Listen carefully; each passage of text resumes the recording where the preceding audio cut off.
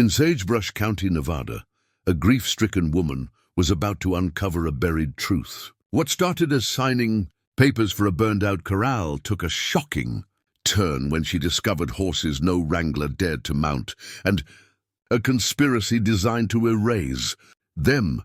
Rowan Pike wasn't your typical property investor. For 8 months, she had spent her life avoiding anything connected to fire. Known for walking away from her EMT career after her firefighter brother died in a canyon burnover.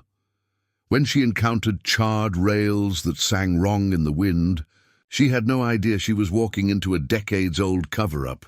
Pike pried open hollow fence posts that would lead to the discovery of a defunct wildfire rescue program and horses trained to save lives, not carry riders. What began as free land and local folklore would become a fight against a powerful ranching magnate who wanted the animals and their purpose erased forever. The Sagebrush County community would never be the same. After learning the unrideable horses weren't dangerous, they were abandoned heroes waiting for someone to remember their true language. Before we jump back in, tell us where you're tuning in from. And if this story touches you, make sure you're subscribed, because tomorrow I've saved something extra special for you. The county clerk slides the transfer papers across her desk like she's dealing cards. 3 pages. No money changing hands. Free land in Nevada doesn't exist. But here it is. Edges crisp, signatures waiting. Sign here. Initial here. Date here. Her voice is flat, practiced. She's done this before, parceling out wildfire wreckage to anyone willing to clear rubble and eat liability. Outside the window, Sagebrush County spreads pale and stubborn under October sky. He'll still wear their char lines from Augusty sign. Rowan Pike block letters. The pen feels heavier than it should. Congratulations. She doesn't mean it.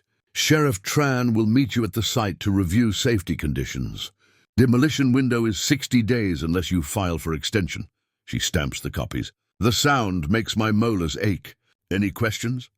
The previous owner. County seizure after abandonment.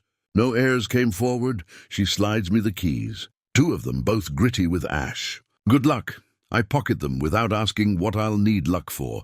The corral sits at the county's raw edge, where high desert starts, forgetting it's supposed to pretend civilization matters. Charred posts jut from pale ash like broken teeth.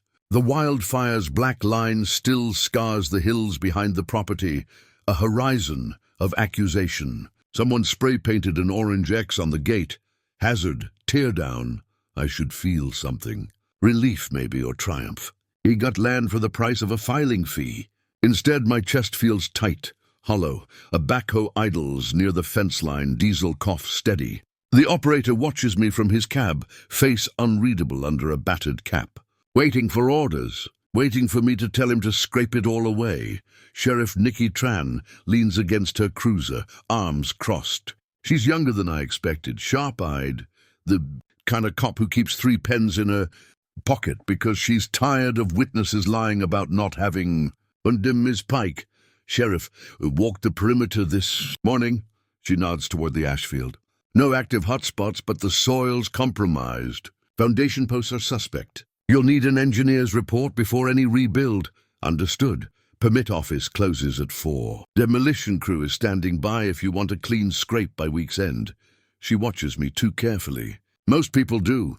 I'm not most people. I can see that. She shifts her weight. Something in her posture changes. You should know the locals have opinions about this place. Opinions about dirt. About what was kept here. She pauses, chooses her words. The last heard. Before the fire, before I can ask more, gravel crunches behind us. An old woman approaches on foot, moving with the careful economy of someone whose bones have logged too many hard seasons. She stops at the fence line, doesn't cross. Just watches Dolores Valdez. I know because the county clerk mentioned her. Dee watches everything on that road. If you need to know the weather, ask her. If you need to know anything else, don't. Dee's face could have been carved from the hills themselves, weathered, unimpressed. She looks at the corral, then at me, then back at the corral. Half welcome, half warning, you bought it then. Not a question, I did. Sheriff Tran straightens. Ms. Valdez. Sheriff, Dee's eyes stay on me. You planning to scrape it flat? Thinking about it. Thinking's good. She tilts her head toward the ruined rails. Rails were salted with something. You tear them out blind, you'll destroy what's left. Salted, hidden, preserved, buried in the wood. She says it like I should already know. Like everyone knows. Tear it out wrong and the memory goes with it. Sheriff Tran clears her throat. Ms. Valdez, we've discussed the folklore. Folklore. Dee's smile has no warmth. That what we're calling it? She looks back at me. The horses kept here were called the unridden. You'll hear stories. Most are lies. Some aren't. She starts to turn away, then stops. If you hear rails singing wrong when the wind blows, pay attention. Metal remembers what wood forgets. She walks back up the road. Doesn't look back. Sheriff Tran sighs. Local color. The previous owner ran a small operation. Horses were seized after the fire. Relocated or sold. Standard protocol. She said they were called the unridden. People say a lot of things, but something flickers in Tran's expression. Discomfort maybe, or doubt. The story goes they couldn't be broken. Wouldn't accept riders. Dangerous, supposedly. She shrugs. But stories grow teeth out here when there's nothing else to do. I walk to the fence. Ash puffs under my boots. The scorched posts lean at angles, crossbeams sagging. Everything smells of old smoke and alkali dust. The backhoe's engine ticks, cooling. Then I hear it. A sound, faint, wrong. A metallic ring when one rail flexes in the wind. Not wood creaking. Not wind whistling through gaps. Something else. A resonance that doesn't belong. My hand moves to the post without thinking. The wood is rough, blistered. But where the char splits, something gleams. Not nail, not bolt. Something sealed inside. Sheriff Tran is talking about insurance, about permits, about demolition protocols. Her voice sounds distant, underwater. I'm back in the dispatch room. My brother's voice on the radio, breathless. We're boxed. Ridge is crowning. We're static. Then silence that swallowed everything. I quit 3 days later. Walked away from the EMT kit, the sirens, the burn patterns I couldn't stop mapping on every surface. But here I am, staring at char. Listening to metal sing. Ms. Pike, I turn. Sheriff Tran is watching me. I'll take the 60 days. She nods slowly. File the extension by Friday. And Ms. Pike, be careful. She glances at the corral, then back. Not because of ghosts. Because people around here have long memories and short patience for outsiders, disturbing what they've decided to forget. She leaves. The backhoe operator waits 5 more minutes, then drives off when I wave him away. I stand alone at the fence line. The wind picks up. The rails sing their wrong note again. Closer now, insistent. I pull out the keys. They're warm from my pocket, ash gritty. The gate's padlock is new. Someone replaced it after the fire. I fit the key. It turns smooth. Too smooth. Recently oiled, the gate swings open. I step into the ash field. The sun drops toward the hills. Shadows lengthen. The char line on the horizon looks like a jagged wound, barely healed. I don't believe in curses. But I believe in things people need buried. And I believe Dee Valdez doesn't waste words. My hand drifts back to the rail that sang wrong. The split in the char reveals a seam, deliberate, hidden. I'll come back at dusk. With tools. With light. Some doors aren't doors until you find the right pressure point. This one's been waiting. Sunset bleeds orange across the alkali flats by the time I return. I park the truck 50 yards out and walk in with a canvas tool bag, headlamp, and a lantern that runs on batteries. No open flame, not here, not ever. My hands are steady loading the pry bar. They shouldn't be. I've been steady for 8 months since the funeral, since I stopped flinching at sirens. Steady means numb. Numb means functional, but standing at this fence line, I don't feel numb. I feel something else, pulled, like a fishhook in the sternum. The rail that sang wrong is on the south fence, waist high, scorched black, but the grain still visible where ash flaked away. I run my fingers along the split. There, the seam. Metal beneath wood. Brazed, not nailed. Someone hid this on purpose. I wedge the pry bar into the gap. Leverage, pressure.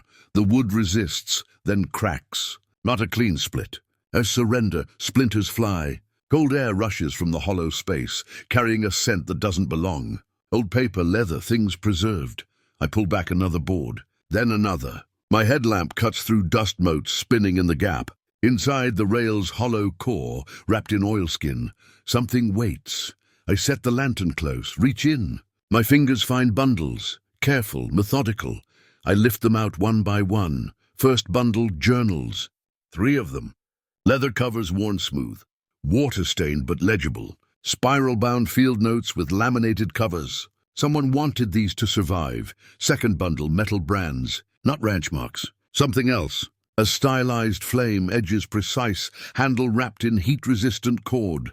Third bundle, roster cards in a plastic sleeve. Names, dates, notations in tight handwriting. Fourth, a diagram, laminated, titled in block print. Breath cue handling protocol. And at the bottom, wrapped in cloth, a tin whistle. Brass. Tarnished. 4 notches filed into the barrel in careful intervals.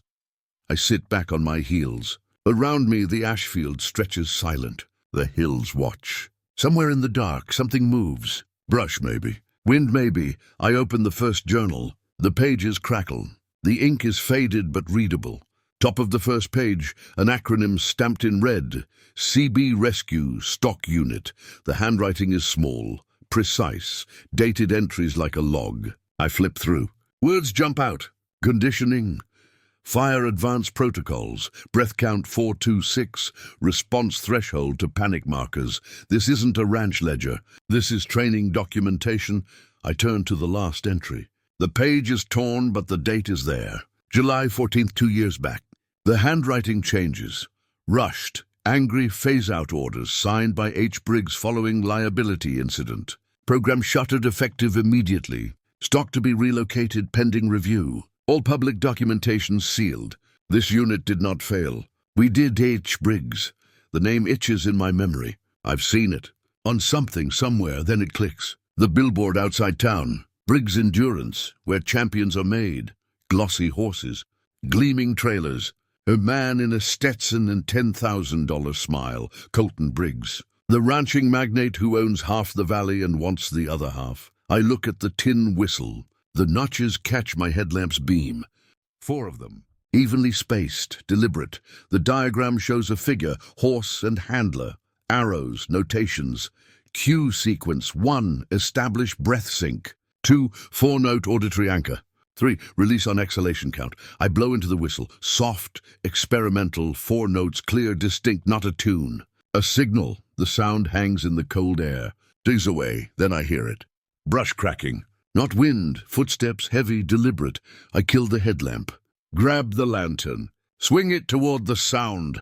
Nothing, just juniper shadows and scrub. But there, fresh tracks in the ash. Boot prints, large, recent, circling the perimeter. Someone else has been here, recently, watching. I gather the bundles, shove them into the canvas bag. My heart hammers. Not fear, adrenaline, the EMT brain kicks in. Chain of custody. Document everything. Preserve evidence. I take photos with my phone. The hollow rail, the cache, the journals, the brands, the whistle. Then I test the other rails, tap listen. 3 more ring wrong. 3 more hollow cores. Whatever this place was, it wasn't just a corral. It was built to hide something. To preserve it, and someone else knows.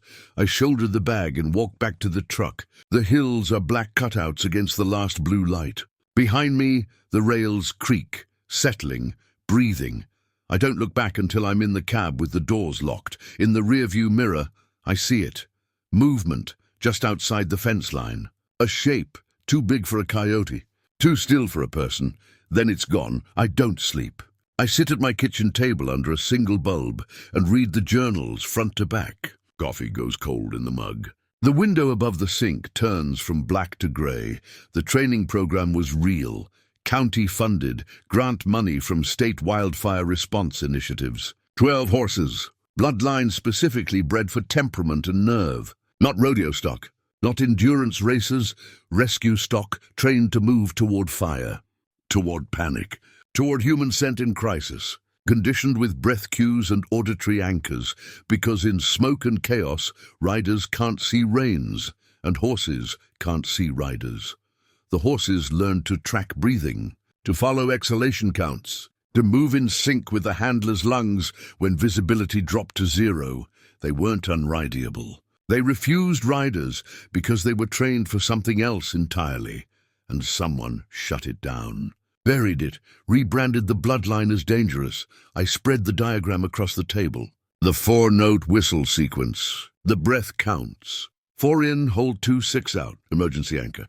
Calm down protocol. The same rhythm paramedics teach for panic attacks. My brother would have loved this. He collected protocols like some people collect coins. Everything has a system, Ro. Find the system, work the system. The grief doesn't hit like it used to. Sharp and sudden. Now it's just wait, constant, familiar. I check the clock. 5 a.m., too early to call anyone.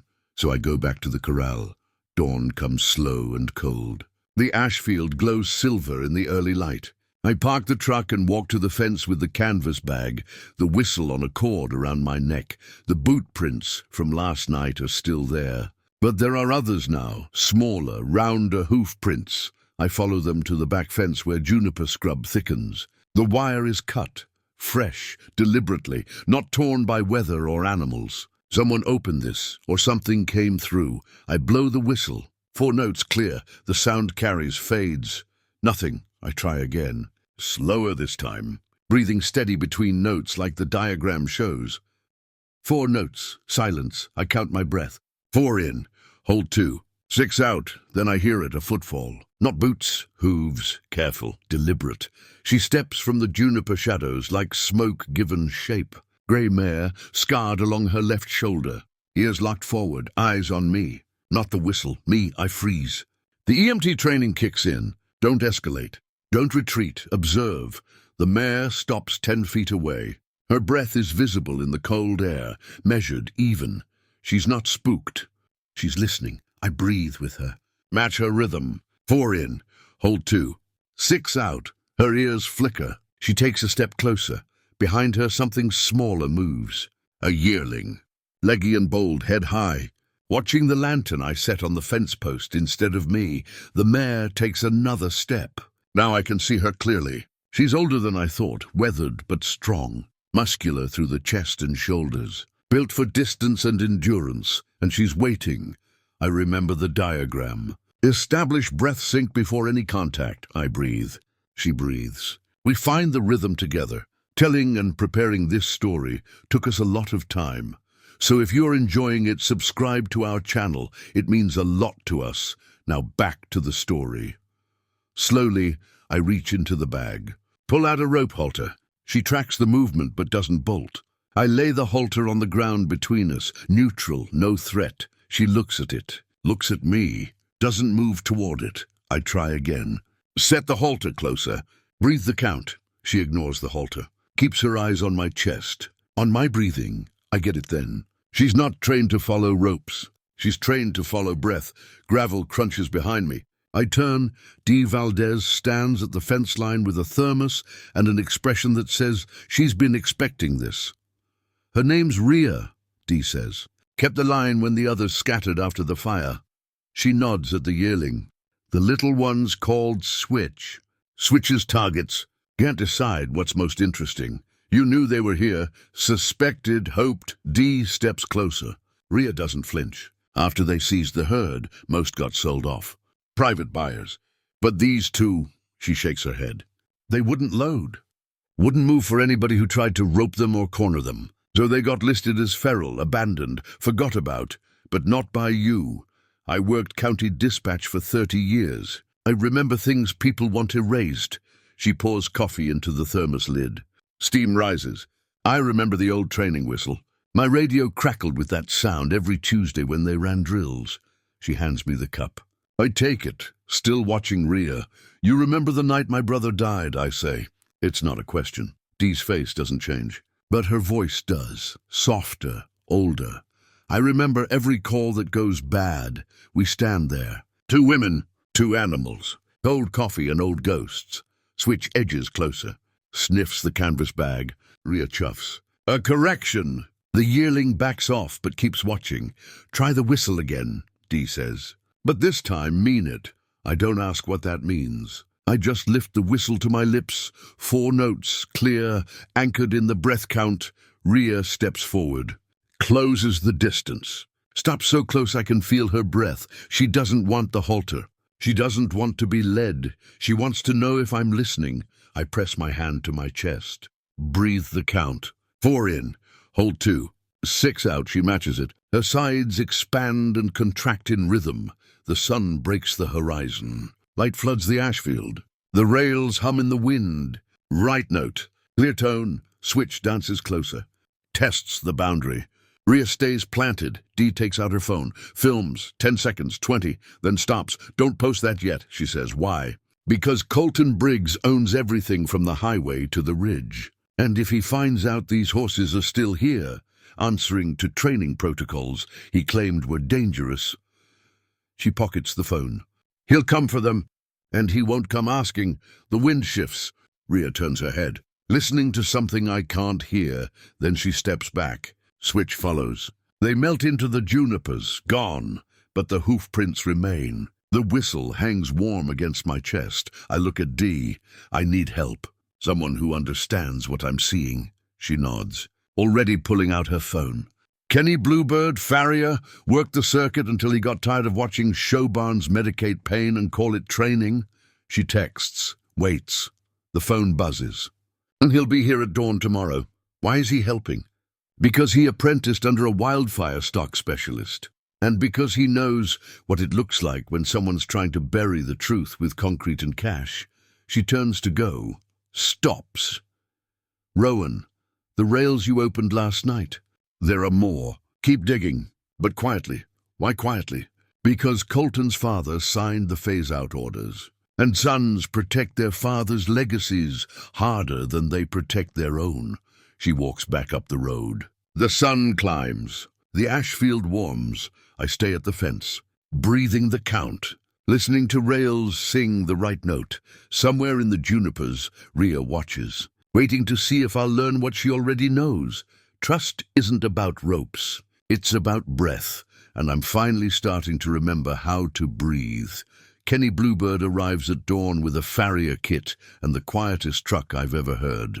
He doesn't slam the door, doesn't call out, just walks to the fence line and sits in the ash, cross-legged, hands loose, breathing. I watch from the corral gate, waiting to see if he'll speak first. He doesn't. 5 minutes pass. The light shifts from gray to gold. Then Rhea emerges from the junipers. She doesn't approach Kenny. She mirrors him, sits back on her haunches, waits. Kenny exhales slow, counts it, 4 beats. Hold 2, 6 out. Rhea rises. He rises. Perfect synchronization. Switch appears next. Dances sideways, testing. Kenny doesn't track her movement. He breathes. The yearling settles. Only then does Kenny speak. They're listening with their lungs, not their ears. Dee said you'd understand what I'm seeing. I understand what they're showing you. He moves toward his kit, slow, deliberate. Most people try to break a horse, make it submit. These two, he kneels, opens the bag. They were taught partnership. Big difference. Rhea walks to him. No halter, no rope. She plants her front hoof near his knee, presenting.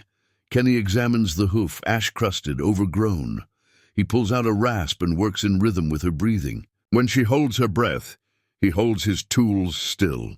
When she exhales, he moves. Switch watches. Learning, rescue conditioning, Kenny says, without looking up. Trained to push into heat and human distress, not to carry weight, not to perform. He finishes the first hoof, moves to the second, the brand on her shoulder. That's not a ranch mark. That's a flame unit designation. CB Rescue Stock Unit. So you found the cache. He nods, approving. Then you know what they're capable of, and what someone wanted buried. I show him the diagram. The whistle, the breath counts. He studies them, while Rhea stands patient. This is good work, professional. Whoever designed this protocol understood animal psychology and crisis response. He hands back the papers. The whistle is an emergency anchor. Use it wrong and they'll seek distressed humans. In town, in traffic, anywhere they hear panic, what's the right way? Calm anchor. Breath first. Signal second. Always, he finishes the trim. Rhea steps back, shakes. You want to rebuild this place? I want to understand it first. Smart. He stands. Dusts ash from his knees. If you rebuild, make it a calming pen. Low walls, wide gates. No saddle trees, no tie posts. Give them space to choose engagement. Switch finally approaches. Bumps Kenny's shoulder with her nose. He doesn't react. Just breathes. The yearling matches his rhythm. 4 in, hold 2. 6 out. They're teaching you, Kenny says. Question is whether you're ready to learn. I pull out a towel. Hold it near the burn barrel I've been using for warmth. Heat it. Then lay it on the ground 20 feet away. Rhea's head snaps toward it. Here's forward. Every muscle coils. Human scent plus heat equals distress marker, Kenny says quietly. Watch. Rhea walks to the towel. Plants beside it. Doesn't touch it. Just stands, breathing, waiting for direction. I step backward. Count my breath. She follows. Stops when I stop. Switch tries to investigate the towel. Rhea blocks her. Corrects with a shoulder nudge. She's working, Kenny says. That's not curiosity. That's protocol. My phone buzzes. I ignore it. It buzzes again. Again. Kenny glances at the road. Company. I turn. A convoy of horse trailers rolls down the dirt track. 3 of them. Chrome gleaming. Logos splashed across the sides in crimson and gold. Briggs Endurance, where champions are made. They park in a line, deliberate, theatrical. Here we go, Kenny mutters. The lead truck's door opens. Colton Briggs steps out like he's expecting cameras. Polished boots. Tailored shirt. Smile that probably cost more than my truck. Behind him, a drone lifts into the air, buzzing, circling. Rhea pins her ears. Switch bolts for the junipers. Kill the drone, Kenny says. Not to me, to whoever's listening. But the drone keeps circling, recording Colton Briggs walks to the fence like he owns it. Maybe he thinks he does. Maybe he's used to thinking everything within eyeline is his by right of wanting it. Miss Pike. He extends a hand through the rails. I don't take it. He doesn't seem bothered. Colton Briggs. I own the endurance operation up the road. I know who you are. Then you know I'm a reasonable man. He pulls a folder from under his arm. I've filed nuisance citations with the county. This structure is a public hazard. The animals on site are feral and dangerous. I'm authorized to initiate emergency demolition and humane relocation. Authorized by who? By statute. By safety code. By common sense. He opens the folder. Shows me photocopies, permits, orders, signatures. I'm offering to absorb this parcel into my facility. Clean demolition. Professional relocation services. You walk away with a fair price and 0 liability. I'm not selling. His smile doesn't change, but something behind his eyes does. Ms. Pike, I'm trying to help you avoid a disaster. These horses are dangerous, unpredictable. The liability alone, they're rescue trained. The silence that follows is sharp, calculated.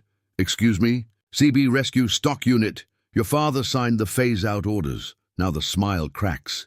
Just a hairline, but it's there. I don't know what you think you found, but a voice cuts through. What she found is documentation. Sheriff Tran walks up the road. Body cam on. Recording light blinking green. Colton's jaw tightens. Sheriff. Good. You can explain the safety protocols to Ms. Pike since she seems resistant to reason. I can explain that she has 60 days under county transfer terms. And that emergency demolition requires proof of imminent threat. Tran looks at Rhea, still standing calm by the heated towel. I'm not seeing a threat. The drone buzzes lower. Kenny picks up a rock, weighs it. Colton notices, signals, the drone rises. I have witnesses, Colton says. These animals attacked livestock, spooked riders. They're dangerous. Then you'll have no trouble providing incident reports, Tran says. Until then, Miss Pike is within her rights. Gravel crunches. Another vehicle. A compact car with a phone mounted on the dash. A woman gets out mid-30s camera bag. Sharp eyes, Zadie Park, local news. She's already filming. Mr. Briggs, can you comment on why the county's experimental rescue program was shut down? Colton's smile snaps back into place. Autopilot. That program was discontinued due to safety concerns. The bloodline proved unreliable. Unreliable how? They refused training, became aggressive. We prioritized public safety. He's performing now, smooth, practiced. My facility offers state-of-art care. These animals deserve professional handling. Interesting. Zadie turns to me. Ms. Pike, you've been working with the horses. Do they seem aggressive? I look at Rhea. She's watching Colton, not with fear, with assessment, reading his breath, his posture, deciding. They seem trained, I say, for something specific. Can you demonstrate? Colton steps forward. That's reckless. If anyone's injured, then you'll have your incident report, Tran says dryly. I meet Kenny's eyes. He nods, small, encouraging. I pull out the whistle. I need 30 days to document what's here, to assess the animal's behavior and the site's historical significance. Denied, Colton says. Noted, Tran says. But as the legal authority, I'm granting Ms. Pike 72 hours to produce documentation. If she can prove historical or behavioral significance, we revisit demolition. She looks at Colton. You have an issue with due process. His jaw works. 72 hours. Clock starts now. Tran taps her body cam. Colton returns to his truck. The convoy rolls out, slow. The drone lingers for a final pass, then follows. Zadie lowers her camera. You really have documentation? We're about to find out, Kenny says. I look at Dee's number in my phone. Text 3 words, need the archives. Her response is immediate. Meet me at County Records. 1 hour. The County Records room smells like old paper and burnt coffee. Fluorescent lights hum. Box fans push stale air in circles. Behind a desk buried in file boxes sits Armin Qureshi. Reading glasses, cardigan. Expression of a man who's seen every trick and believes in none of them, Miss Valdez called ahead. He doesn't look up from his computer. You're looking for CB Rescue, stock unit documentation. Circa 2020 to 2023. Can you find it? I can find anything. Question is whether it still exists. His fingers fly across the keyboard. County had a storage consolidation in 2023. Lots of pre-digital records got archived. Some got lost. Some got lost on purpose. Dee leans against a filing cabinet. Check the sealed lockers. Armin's eyebrows rise. Sealed lockers require authorization, so authorize it. On what grounds? Active legal inquiry. 72-hour deadline. I show him Tran's business card with her case number on the back. He studies it, considers, then stands. Follow me. We descend narrow stairs to the basement. Cinder block walls. Steel shelves. The smell of mildew and old glue. Armin stops at a locker marked CB, sealed, 2023. He pulls out a key ring. This better be worth the paperwork. The lock clicks. The door swings open inside file boxes. Stacked neat, labeled, preserved, CB Rescue, stock unit, grant files. Training schematics, incident reports.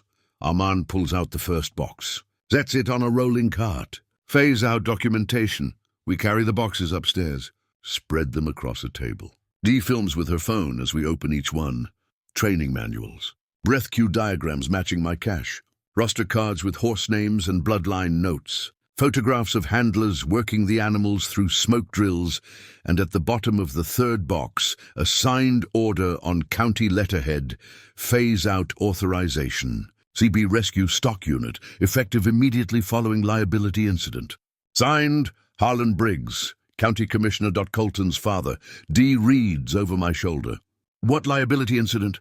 Armin flips through a separate file. Here, incident report. Handler injured during a live fire drill. Third-degree burns, hospitalization, family-threatened lawsuit. Threatened. Settled out of court. Non-disclosure agreement. Records sealed. He pauses. But there's a notation. Confession addendum filed off-site for insurance purposes. Where off-site? Doesn't say. But Harlan Briggs signed this too. He shows us the page. Same handwriting as the cash journals. My phone buzzes. Zadie. Ready to film the test. Tomorrow at golden hour. Can you deliver? I look at the documentation spread across the table. The proof. The protocol. The truth someone tried to bury. I text back, yes. Bring witnesses. Tran arrives 20 minutes later. Body cam on. She photographs every page. Every signature. Every sealed box. This is clean chain of custody, she says. Admissible. For what case? Armin asks, whichever one we're about to open. Tran looks at me. You've got your 72 hours. Use them. Golden hour comes cold and clear. The community gathers beyond the ash line. Volunteers, skeptics, families with kids. Pastor Lark Whitcomb sets up folding chairs. Someone brings coffee in an urn the size of a propane tank. Zadie's camera crew marks positions, tripods, lights. A second drone, hers, licensed, marked with press credentials. Sheriff Tran stands with her arms crossed, observing, official. Colton Briggs parks on the road, watches from his truck. Alone this time, no convoy, no crew. Kenny helps me set up the demonstration stations. Heated towels at marked intervals, 50 feet apart, each one wrapped around a water bottle for weight. Human scent plus heat plus shape. Distress simulation, Kenny explains to the small crowd. These horses were trained to locate and stabilize until handlers arrive. Dee stands with Armin, both filming. Multiple angles. Redundant truth, I walk to the center of the ash field. Rhea and Switch wait at the fence line. Watching, Zadie goes live. Her phone screen shows the viewer count climbing, 5,200. 500, good evening. Zadie park here at the Sagebrush County Corral, where Rowan Pike is about to demonstrate something remarkable. These horses, labeled dangerous and unrideable, may actually be rescue-trained animals that were buried by bureaucracy. I hold up the whistle. Explain the breath count. The protocol? No saddles, no ropes. Just signals. The goal isn't control, I say. It's communication. I blow the whistle. 4 notes clear, then I breathe. 4 in, hold 2. Zix out. Rhea steps through the gate. Switch follows. The crowd quiets. I walk to the first station. Heat rising from the towel. I step back, breathe. Rhea approaches the station. Blends beside it, stands, breathing, waiting. I count 6 breaths. Then I step backward. She follows. Smooth, responsive, station 2. Same protocol. Switch tries to investigate the towel. Rhea blocks, corrects. The yearling settles. Station 3. Zadie's drone buzzes overhead. Switch's head snaps up. Distracted, Kenny makes a hand signal, small, subtle. The yearling reorients. Locks back onto my breathing. That's a redirect cue, Kenny narrates for the camera.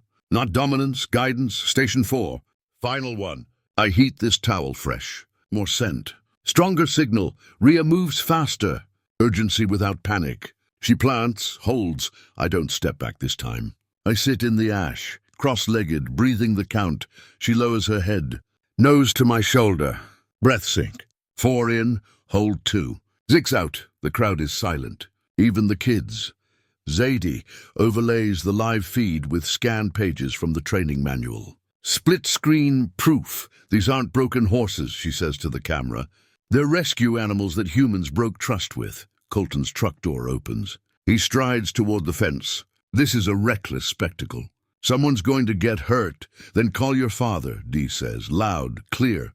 Ask him about the confession addendum. Colton freezes. Ask him why he shut down a program that worked. Ask him what he was protecting. Tran steps forward. Mr. Briggs, we've located county records confirming the rescue program's legitimacy. Pending full review, I'm issuing a temporary injunction on demolition. On what grounds? Historical preservation, animal welfare, and active investigation into document suppression. Tran's voice is flat, final. You're welcome to file an appeal. Through proper channels.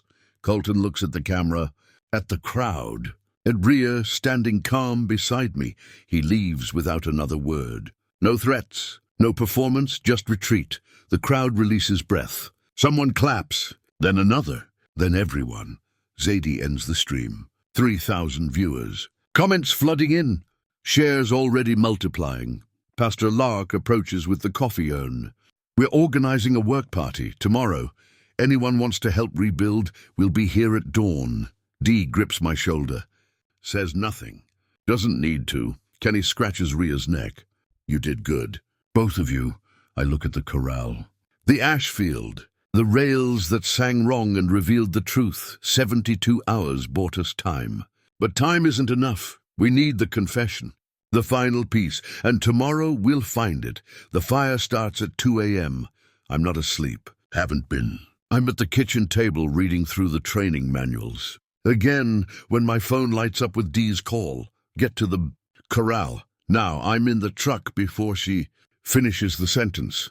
The orange glow is visible from a mile out. Not big, not yet, but growing. Grass fire crawling toward the fence line where the wind pushes it. My hands lock on the steering wheel. My brother's voice fills my head. The last radio call. Fire crowning. We're boxed. The sound of his breath, fast, panicked. Then nothing. I should turn around. Call it in. Let professionals handle it. But Rhea is there. Switch is there. I park and run. Kenny's truck is already in the yard. He's dragging a hose from Dee's property. Pastor Lark arrives with shovels and a half-dozen volunteers in pajamas and boots. The fire line creeps closer. 20 yards from the corral, 15. Dee hands me a shovel. Tamp the perimeter. Keep it from jumping the fence. I take the shovel. My hands shake. Not from cold, from memory. The hiss of flame sounds like my brother's last breath. I freeze. Kenny appears beside me. Breathe.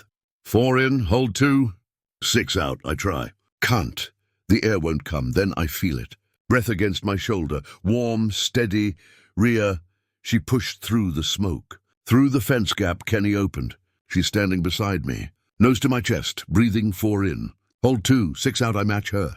My lungs unlock. Air flows. She doesn't move. Just breathes with me. Anchoring. That's what she was trained for. Kenny says quietly. Finding the panicked ones. Keeping them steady. My hands stop shaking. I lift the shovel. Start temping. The volunteers form a line. Bucket brigade. Water from Dee's well. Pastor Lark calls directions. Calm, organized. The fire shrinks. Contained. Controlled. Then headlights sweep the road. Sheriff Tran's cruiser. She gets out running. Body cam on. Who called it in? I did, Dee says. Soon as I saw the glow. Fire department's 10 minutes out. Tran walks the perimeter. Her flashlight catches something. She kneels. Everyone stay back. She photographs the ground. Then pulls an evidence bag from her cruiser. Cut fence wire, fresh, deliberately placed to create a gap. And beyond that, in the scrub, she finds them. Red plastic containers, gas cans. Half empty. This was set. Her voice is cold, procedural. This was arson. Headlights again. Not fire trucks. A white pickup. Colton's foreman climbs out. Sees the sheriff. Sees the evidence bags. Turns to run. Tran is faster. Stop! Hands where I can see them! The man freezes. Hands up. I was just checking the property. I saw smoke with bolt cutters and accelerant. Tran cuffs him. Reads rights. Keys her radio. Dispatch, this is Sheriff Tran. I need backup at the Sagebrush Corral. Arson investigation. Suspect in custody. Another truck approaches. Colton. He parks. Sees his foreman in cuffs. His face goes white. Sheriff, there's been a misunderstanding. Your man was caught with tools and motive. Body cam recorded radio chatter coordinating timing. Tran's expression is granite. You want to talk about misunderstandings? We can do that downtown. With lawyers. Colton looks at the corral. At the volunteers. At Rhea, standing beside me in the smoke, he says nothing. Gets back in his truck. Leaves. Zadie arrives as the fire trucks pull in. She films everything. The contained fire. The evidence. The horses calm among the chaos. This is what they were trained for, she says to the camera. Crisis. Smoke. Panic. And they did exactly what they were supposed to do. The fire crew finishes the job. Foam. Soak. Containment. By dawn, the crisis is over. But the evidence remains. Armand texts me at 6 a.m. Found the off-site location. Decommissioned way station on Route 447. Can you meet me there at 8? I text back. Yes, Dee brings coffee. Kenny brings grain for the horses. Pastor Lark organizes a cleanup crew. I stand at the fence line with Rhea. She's calm now. Job done. Purpose fulfilled. You saved me, I tell her. Not from fire. From myself, she chuffs. Leans into my hand. Switch investigates the foam puddles. Young, curious, already moving past the danger. We find the confession today, Kenny says. Then we finish this, I nod. Then we build. The way station squats on Route 447 like a concrete fossil. Abandoned for a decade. Windows boarded. Scales rusted. But the safe inside is built to outlast empires. Armand waits by his sedan with a file box and a crowbar. I cross-reference fuel delivery logs with county storage manifests. Harlan Briggs used this site as an auxiliary records depot. Off the books, but not off the ledgers. Sheriff Tran arrives with her body cam and a locksmith. "This better be worth the warrant." "It will be," Armand says. The locksmith works the safe's mechanism. 20 minutes, sweat, cursing. Then the bolt slides, the door swings open. Inside, file folders sealed in plastic, a metal box, and a leather journal identical to the ones in my cache. Armand lifts the journal like it's sacred, opens it. Harlan Briggs. Personal log. 2023, he reads aloud. His voice steady, damning. The liability incident was my fault. I pushed for live fire drills without adequate safety protocols. When the handler was injured, I faced a choice. Admit negligence and lose everything, or bury the program and blame the animals. I chose cowardice. I rebranded the bloodline as dangerous, paid for silence, sealed the records. The horses were never the problem. I was. Tran photographs every page. That's a confession, signed, dated, witnessed by a notary. Armand pulls out the metal box.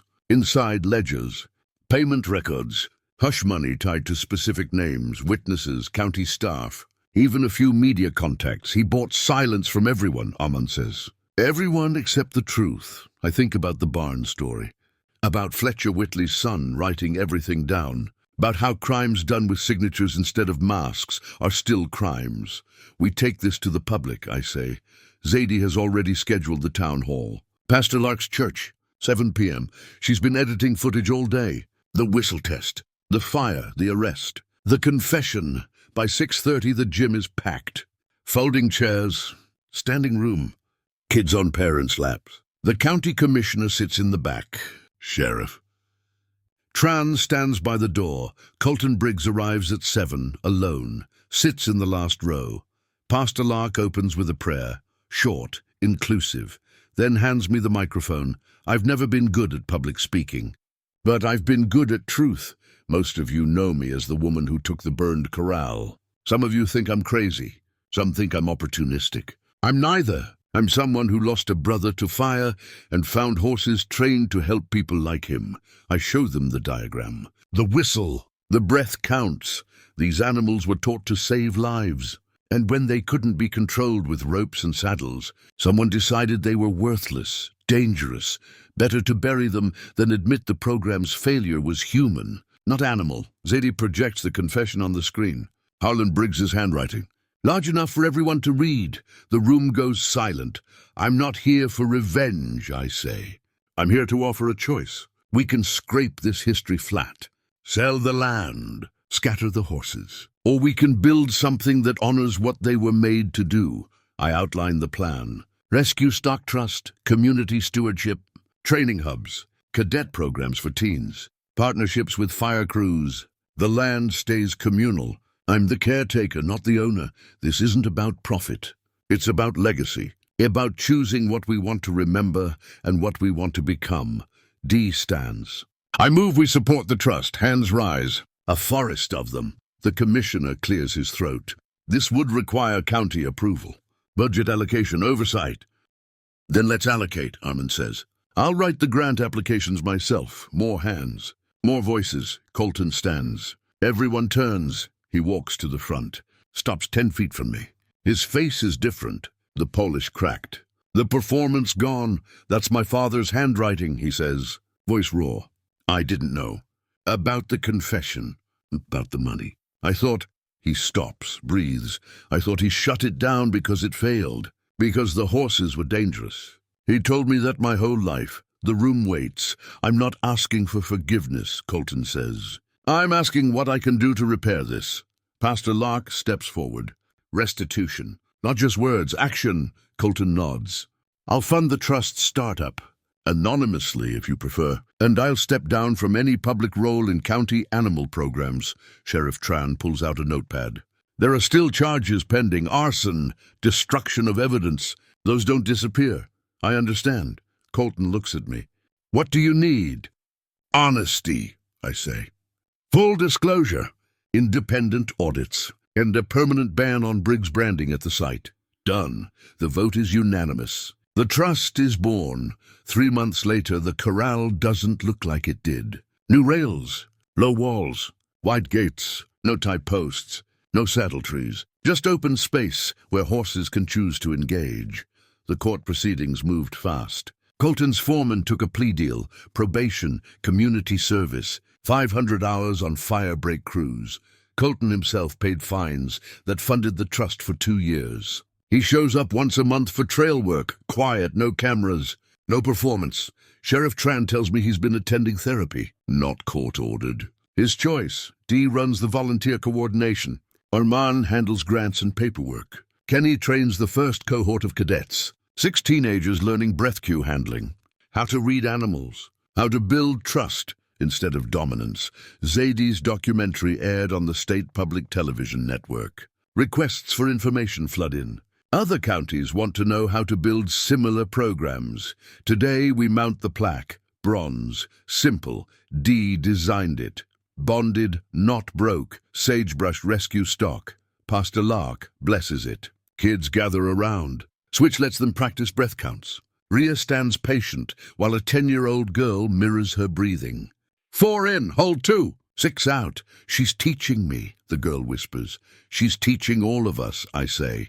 Kenny fits Rhea with a lightweight harness. Not a saddle, just a framework for cadet drills. Search patterns, scent work, crisis simulation, the mayor accepts it. Not submission, partnership, a truck pulls up. County plates. The commissioner climbs out with a folder. Miss Pike, the state fire marshal wants to pilot a rescue stock program. 3 counties. Fully funded. He hands me the folder. They're asking if Sagebrush can serve as the training model. I look at Dee, at Kenny, at the kids learning to breathe with horses. Yes, I say. But we do it right this time. Animals first. Spectacle never. The commissioner nods. That's why they're asking you. He leaves. The kids go back to practicing. Switch shadows their steps, learning, growing. I walk to the fence line where it all started. The rail that sang wrong. The hollow that held the truth. My brother's voice doesn't haunt me anymore. It echoes differently now. Not as loss, as direction. Find the system. Work the system. The system was always here. We just needed to remember how to listen. Rhea approaches. Plants beside me. We breathe together. 4 in, hold 2, 6 out. In the distance, the hills wear new green where the fire scars are healing. The char line fades. The land remembers how to grow. Behind me, kids laugh. A whistle sounds. 4 notes, clear, Switch answers. Runs to the sound, not because she's commanded. Because she chooses. That's the difference. The thing Harlan Briggs never understood. You can't break trust into existence. You can't force partnership with ropes. You build it. Breath by breath. Choice by choice. The rails hum in the wind. Right note. True tone. I pull out my phone. Text my mother for the first time in months. I'm okay. I'm doing something that matters. Her response comes fast. Your brother would be proud, maybe, maybe not. But I'm finally breathing without the weight of his ghost on my chest. Dee walks over with coffee. County wants to name the program after you. No, name it after the horses who never forgot what they were made for. The unridden program? The bonded program? I take the coffee. That's what they always were. We just couldn't see it, she nods, approves. Kenny calls the cadets in. Time for cool-down protocols. The kids file past, respectful, reverent. One of them stops. Ms. Pike. Can I ask you something? Sure. How did you know the horses weren't dangerous? Everyone said they were. I think about the answer. The real one, because they didn't give up on what they were trained to do, even when humans gave up on them. I look at Rhea, at Switch, at the herd that refused to break. They just needed someone willing to learn their language instead of forcing them to speak ours. The kid nods, runs to catch up with the others. The sun drops toward the hills. Golden hour. The light that makes everything look like it's worth saving. I blow the whistle. 4 notes, every horse in the corral responds. Not with fear, with recognition. This is the legacy. Not mine, theirs. The unridden who were never unrideable. Just waiting for humans to be worthy of their trust. I lock the gate. Not to keep them in, to keep the world out until we're ready to share what we've learned. The rails sing in the wind. True note, clear tone, and I breathe. 4 in, hold 2, 6 out. Finally steady. Up next, we have two more incredible stories that are waiting for you. Just click the image you want to watch and it will take you there. If you enjoyed this video, make sure to subscribe. It would mean a lot.